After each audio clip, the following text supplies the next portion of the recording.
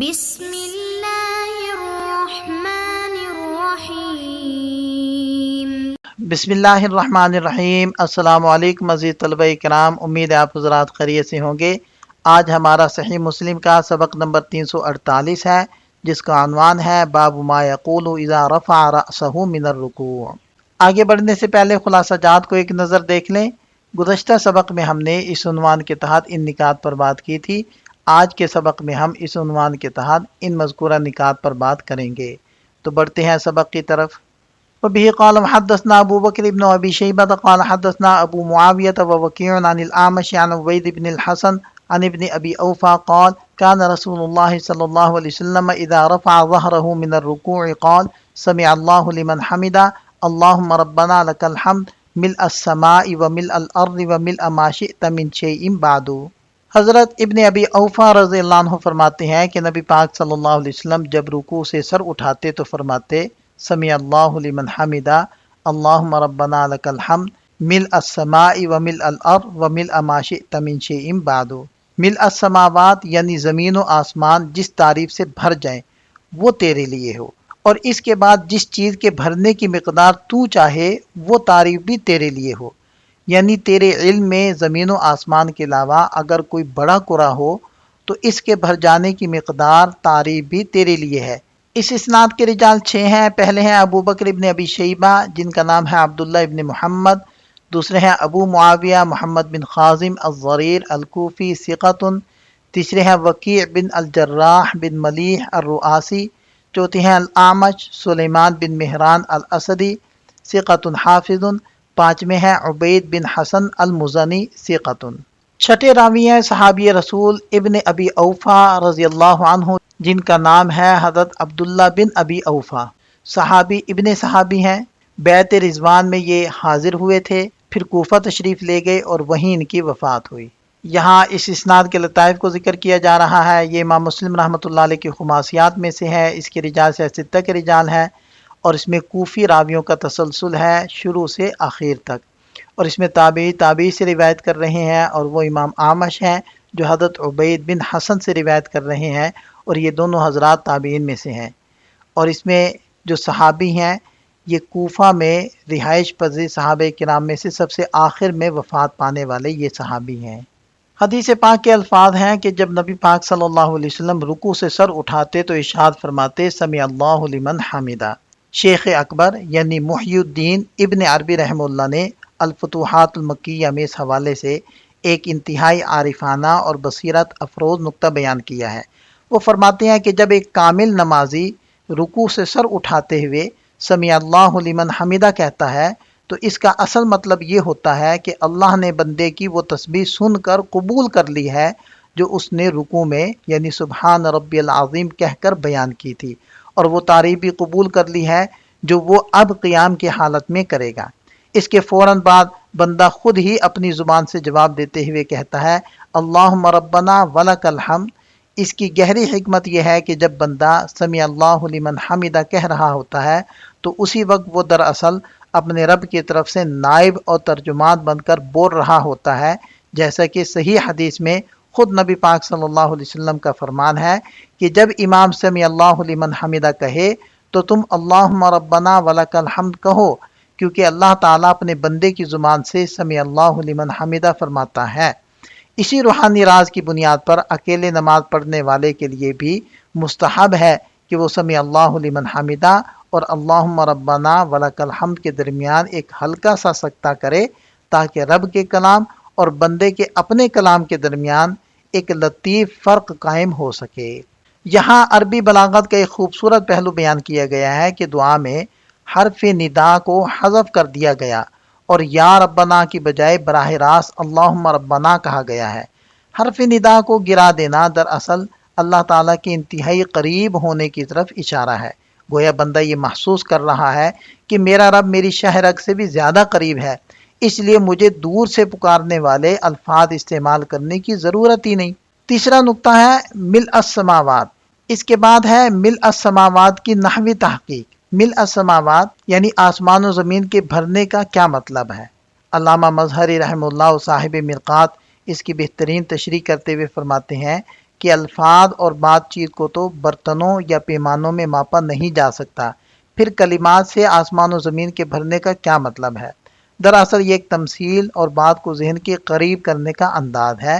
اس سے مراد ان کلمات کا بے پناہ وزن اور ثواب کی کثرت ہے، یعنی بندہ یہ اقرار کر رہا ہے کہ اے اللہ، میری یہ حمد اور تعریف گنتی اور مقدار میں اتنی زیادہ ہے کہ اگر بالفرض ان کلمات کو کوئی جسمانی شکل دے دی جائے تو ان کی کثرت اور پھیلاؤ کی وجہ سے تمام آسمان اور زمینیں پوری طرح بھر جائیں گی۔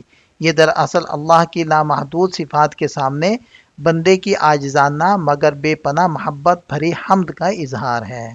آگے فرمایا وَمِلْءَ مَا شِئْتَ مِنْ شَيْءٍ بَعْدُ، یہاں بعدو سے مراد آسمان و زمین کے علاوہ وہ تمام کائنات ہے، جیسے عرش اعظم، کرسی اور زمین کی تہوں کے نیچے پوشیدہ دنیائیں۔ واضح ترین بات یہ ہے کہ آسمان و زمین کا ذکر کر کے دراصل اوپر اور نیچے کی تمام جہتوں کا احاطہ کر لیا گیا ہے، اور ما شئتا یعنی جو تو چاہے، اس سے مراد ہر وہ چیز اور ہر وہ جہان ہے جس سے اللہ رب العزت کی مشیت اور ارادہ وابستہ ہو۔ علامہ طور پشتی رحمہ اللہ اس مقام پر ایک نہایت شاندار نقطہ بیان کرتے ہیں۔ وہ فرماتے ہیں کہ دعا کا یہ آخری حصہ دراصل اپنی عاجزی کا اعتراف ہے۔ جب بندہ اپنی پوری سوچ اور طاقت کے مطابق کہہ لیتا ہے کہ اے اللہ، تیرے لیے آسمان و زمین بھر کی تعریف ہے، تو یہ انسانی تصور اور سابقہ امتوں کی آخری حد تھی، لیکن ہمارے نبی صلی اللہ علیہ وسلم کی معرفت کا مقام اس سے کہیں بلند تھا۔ آپ علیہ السلام نے اس حد سے بھی آگے بڑھ کر فرمایا اے اللہ، اس کے بعد جو تو چاہے اس کو بھر کر بھی تیری تعریف ہے۔ گویا آپ صلی اللہ علیہ وسلم نے حمد کو کسی پیمانے میں قید کرنے کی بجائے اسے اللہ کی لامحدود مشیت کے حوالے کر دیا، کیونکہ اللہ کی حمد کی واقعی کوئی انتہا نہیں۔ علامہ طور پشتی رحمہ اللہ فرماتے ہیں کہ چونکہ نبی پاک صلی اللہ علیہ وسلم اللہ کی حمد و ثنا کے اس بلند ترین مقام پر فائز ہوئے جہاں تک کسی مخلوق کی رسائی نہیں ہو سکتی، عین اسی وجہ سے آپ صلی اللہ علیہ وسلم اس بات کے سب سے زیادہ حقدار ٹھہرے کہ آسمانوں میں آپ کا نام احمد رکھا جائے۔ شیخ اکبر ان الفاظ کے روحانی اثرات بیان کرتے ہوئے فرماتے ہیں کہ نمازی کے ان کلمات کا اصل مفہوم اور نیت یہ ہوتی ہے کہ اے اللہ، اس اوپر اور نیچے کی کائنات کا ہر ذرہ اور عالم امکان کی ہر وہ چیز جو وجود رکھتی ہے، ان میں سے ہر ایک کی اپنی ایک مخصوص حالت اور زبان ہے جس سے وہ تیری حمد و ثنا بیان کر رہی ہے، لہذا اے اللہ، میں اس کائنات کے ہر ذرے کی زبان سے اور تیری حمد کرنے والے ہر شخص کی زبان سے تیری تعریف کرتا ہوں۔ شیخ اکبر فرماتے ہیں کہ جب بندہ اس کمال درجے کی جامعیت کے ساتھ اللہ کی حمد کرتا ہے تو اللہ تعالیٰ کی طرف سے اسے ان تمام زبانوں اور ذروں کی حمد کے برابر تجلیات الہی، روحانی قرب اور بے پناہ اجر و ثواب عطا کیا جاتا ہے۔ اس حدیث کو روایت کرنے میں امام مسلم رحمۃ اللہ علیہ متفرد ہیں، اور دیگر ائمہ حدیث نے بھی اپنی اپنی کتابوں کے اندر اس حدیث کو ذکر کیا ہے، جس کی تفصیل یہاں موجود ہے۔ یہاں سے اس حدیث کے فوائد کو ذکر کیا جا رہا ہے۔ بنیادی فائدہ یہ ہے کہ اس سے ہمیں اس مسنون اور مستحب ذکر کا علم ہوتا ہے جو ایک نمازی کو رکوع سے سر اٹھاتے وقت ادا کرنا چاہیے۔ اس حدیث سے نماز کا ایک انتہائی اہم رکن ثابت ہوتا ہے جسے شریعت میں اعتدال یا قومہ کہا جاتا ہے۔ اسی طرح اس سے یہ بھی ثابت ہوتا ہے کہ اس حالت میں اطمینان اور سکون اختیار کرنا واجب ہے۔ اس کی واضح دلیل یہ ہے کہ حدیث میں رکوع سے اٹھنے کے بعد پڑھنے کے لیے جو کلمات بتائے گئے ہیں وہ اتنے طویل ہیں کہ کوئی بھی نمازی انہیں اس وقت تک پڑھ ہی نہیں سکتا جب تک کہ وہ پوری طرح سیدھا کھڑا نہ ہو جائے اور کچھ دیر کے لیے سکون سے نہ ٹھہرے۔ تیسرا بڑا فائدہ ایک اہم فقہی اصول کی وضاحت ہے جو امام نبوی رحمہ اللہ نے بیان فرمایا ہے، وہ یہ ہے کہ ہر نمازی کے لیے مستحب ہے کہ وہ سمیع اللہ لمن حمدہ اور ربنا لک الحمد دونوں کلمات ایک ساتھ ادا کرے۔ اس حکم میں کوئی تخصیص نہیں، یعنی چاہے وہ امام ہو، مقتدی ہو یا اکیلا نماز پڑھنے والا ہو، سب کے لیے یہی حکم ہے۔ اس کو ادا کرنے کا مسنون طریقہ یہ ہے کہ نمازی جب رکوع سے اوپر کی طرف اٹھ رہا ہو تو اس حرکت کے دوران سمیع اللہ لمن حمدہ کہے، اور جب وہ بالکل سیدھا کھڑا ہو جائے تو حالت قیام میں ربنا لک الحمد کہے۔ امام نبوی رحمہ اللہ فرماتے ہیں کہ اس کی دلیل صحیح بخاری کی وہ مشہور حدیث ہے جس میں نبی پاک صلی اللہ علیہ وسلم نے امت کو حکم دیا ہے کہ صلو کما رأیتمونی اصلی، یعنی تم بالکل اسی طرح نماز پڑھو جس طرح تم نے مجھے نماز پڑھتے ہوئے دیکھا۔ چونکہ آپ صلی اللہ علیہ وسلم خود یہ دونوں کلمات ادا فرماتے تھے، اس لیے ہر نمازی کو سنت رسول کی پیروی میں یہی طریقہ اپنانا چاہیے۔ وبه قال حدثنا محمد بن مسنى وابن بشار قال حدثنا محمد بن جعفر قال حدثنا شعبة عن عبيد أبي الحسن قال سمعت عبد الله بن أبي أوفى رضي الله عنه قال كان رسول الله صلى الله عليه وسلم يدعو بهذا الدعاء اللهم ربنا لك الحمد ملء السماوات وملء الأرض وملء ما شئت من شيء بعد۔ اس اسناد کے رجال 6 ہیں اور تمام حضرات کا تذکرہ اس سے پہلے ہو چکا ہے۔ وبه قال حدثنا محمد بن مسنى وابن بشار قال ابن مسنى حدثنا محمد بن جعفر قال حدثنا شعبة عن مجزعة بن زاهر قال سمعت عبد الله بن أبي أوفى يحدث عن النبي صلى الله عليه وسلم أنه كان يقول اللهم لك الحمد ملء السماء وملء الأرض وملء ما شئت من شيء بعد اللهم طهرني بالثلج والبرد وماء البارد اللهم طهرني من الذنوب والخطايا كما ينقى الثوب الأبيض من الوسخ۔ اور اس روایت میں یہ الفاظ زیادہ ہیں کہ اے اللہ مجھے برف، اولے اور ٹھنڈے پانی سے پاک کر دیجئے، اے اللہ مجھے گناہوں اور خطاؤں سے ایسا پاک کر دیجئے جیسے سفید کپڑے کو میل کچیل سے صاف کر دیا جاتا ہے۔ اس اسناد کے رجال 6 ہیں اور تمام حضرات کا تذکرہ اس سے پہلے ہو چکا ہے سوائے مجزع بن ظاہر کے، یہ کوفی ہیں ثقۃ۔ حدیث پاک کے الفاظ ہیں وماء البارد۔ لغت کے اعتبار سے یہ ترکیب موصوف کی صفت کی طرف اضافت کی ایک مثال ہے، یعنی بظاہر ایسا لگ رہا ہے کہ جس چیز کی صفت بیان کی جا رہی ہے اسی کو صفت کی طرف مضاف کر دیا گیا۔ اس کی مثال جانب الغربی اور عربوں کے عام محاوروں میں مسجد الجامع بھی ملتی ہے۔ یہاں نحویوں کے 2 مشہور مکاتب فکر کا وہی پرانا اختلاف موجود ہے۔ کوفی مکتب فکر ان کے نزدیک ظاہری الفاظ کے مطابق موصوف کی صفت کی طرف اضافت کرنا بالکل جائز اور درست ہے، اور بصری مکتب فکر ان کے نزدیک عربی قاعدے سے ایسا کرنا ممکن نہیں، اس لیے یہاں درمیان میں ایک لفظ محذوف ہے۔ ان کے نزدیک اصل عبارت یوں ہوگی ماء الطہور البارد اور جانب المکان الغربی اور مسجد الموضع الجامع۔ دوسری بحث ہے پانی کے ساتھ برف اور اولوں کے ذکر کی حکمت۔ یہاں یہ سوال پیدا ہوتا ہے کہ گناہوں کو دھونے کے لیے پانی کے ساتھ برف اور اولوں کا ذکر کیوں کیا گیا؟ اس حوالے سے محدثین نے بڑے شاندار اور ایمان افروز نکات بیان کیے ہیں۔ امام خطابی رحمہ اللہ فرماتے ہیں کہ برف اور اولوں کا ذکر یا تو محض تاکید کے لیے ہے یا پھر اس کی اصل حکمت یہ ہے کہ یہ دونوں آسمان سے اترنے والے پانی کی وہ خالص ترین شکلیں ہیں جنہیں زمین پر ابھی تک انسانی ہاتھوں نے نہیں چھوا اور نہ ہی انہیں استعمال کر کے میلا کیا گیا۔ لہذا جس طرح یہ پانی ہر قسم کی آمیزش سے پاک اور کامل ہے، اسی طرح گناہوں کی صفائی اور دھلائی بھی اتنی ہی خالص اور کامل مانگی گئی ہے۔ امام ابن دقیق العید رحمہ اللہ فرماتے ہیں کہ یہ الفاظ دراصل گناہوں کے جڑ سے مٹ جانے کا بہترین استعارہ ہے۔ اس کی مثال یوں سمجھیں، جب کسی میلے کپڑے کو صاف کرنے والی کئی مختلف چیزوں سے دھویا جائے تو وہ انتہائی صاف شفاف ہو جاتا ہے۔ ایک اور گہرا مطلب یہ بھی ہو سکتا ہے کہ یہ تینوں چیزیں یعنی پانی، برف اور اولے اللہ تعالیٰ کی 3 مختلف صفات کی علامت ہیں جن سے گناہ مٹتے ہیں۔ یہ بالکل قرآن مجید کی اس دعا کی طرح ہے جس میں 3 الگ الگ درجوں کی معافی مانگی گئی ہے، واعف عنا واغفر لنا وارحمنا، اور ہمیں معاف فرما، ہماری مغفرت فرما اور ہم پر رحم فرما۔ علامہ طبی رحمہ اللہ نے اس بات کو مزید نکھارتے ہوئے فرمایا کہ پانی کے بعد برف اور اولوں کا ذکر دراصل اس بات کی طرف اشارہ ہے کہ معافی کے بعد اللہ کی رحمت اور مغفرت کی تمام ٹھنڈی قسمیں شامل حال ہو جائیں تاکہ جہنم کی آگ کی اس انتہائی شدت اور تپش کو مکمل طور پر بجھایا جا سکے جو گناہوں کی وجہ سے انسان کے لیے بھڑکتی ہے۔ اسی مناسبت سے عربوں میں جنازے کے وقت یہ دعا بھی رائج ہے، برد اللہ مسجعہ، اللہ اس کی قبر کو ٹھنڈا رکھے۔ اس کا اصل اور گہرا مطلب یہی ہے کہ اللہ اس پر رحم فرمائے اور اسے جہنم کی دہکتی آگ سے بچا کر رکھے۔ دوسرا نقطہ یہ ذکر کیا گیا ہے کہ جب ہم یہ عقیدہ رکھتے ہیں کہ انبیاء کرام گناہوں سے پاک اور معصوم ہوتے ہیں تو پھر نبی پاک صلی اللہ علیہ وسلم نے اس دعا میں اپنے لیے گناہوں اور خطاؤں سے پاکی کیوں مانگی؟ علماء نے اس کے 3 شاندار جواب دیے ہیں۔ پہلا جواب یہ ہے کہ آپ علیہ السلام کا یہ دعا فرمانا دراصل اللہ تعالیٰ کے حضور اپنی انتہائی عاجزی اور کامل بندگی کو ظاہر کرنے کے لیے تھا۔ دوسرا جواب اہل طریقت کے اس مشہور اصول کے تحت ہے کہ حسنات الابرار سیئات المقربین، یعنی عام نیک لوگوں کی نیکیاں اللہ کے خاص مقرب بندوں کے حق میں کوتاہیاں شمار ہوتی ہیں۔ چونکہ نبی پاک صلی اللہ علیہ وسلم کا مقام قرب سب سے بلند ہے، اس لیے اگر ذکر الہی میں لمحہ بھر کا بھی وقفہ آ جاتا ہے تو آپ صلی اللہ علیہ وسلم اسے بھی اپنی خطا شمار فرما کر اس کی معافی مانگتے تھے۔ تیسرا جواب یہ ہے کہ آپ علیہ السلام نے یہ دعا اپنے لیے نہیں بلکہ بطور تعلیم اپنی امت کو سکھانے کے لیے مانگی تھی۔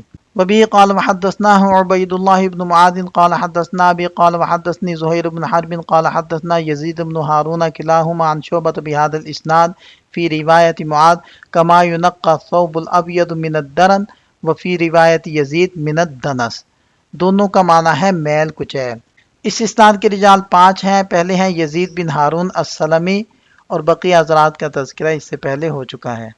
وبه قال حدثنا عبد الله بن عبد الرحمن الدارمي قال اخبرنا مروان بن محمد الدمشقي قال حدثنا سعيد بن عبد العزيز عن عطية بن قيس عن قزعة عن ابي سعيد الخدري رضي الله عنه قال كان رسول الله صلى الله عليه وسلم اذا رفع رأسه من الركوع قال ربنا لك الحمد ملء السماوات والارض وملء ما شئت من شيء بعد اهل السماء والمجد احق ما قال العبد وكلنا لك عبد اللهم لا مانع لما اعطيت ولا معطي لما منعت ولا ينفع ذا الجد منك الجد۔ حضرت ابو سعید خدری رضی اللہ عنہ فرماتے ہیں کہ نبی پاک صلی اللہ علیہ وسلم جب رکوع سے سر اٹھاتے تو فرماتے ربنا لک الحمد، بندہ نے جو تعریف کی آپ ہی اس کے سب سے زیادہ مستحق ہیں اور ہم سب آپ کے بندے ہیں۔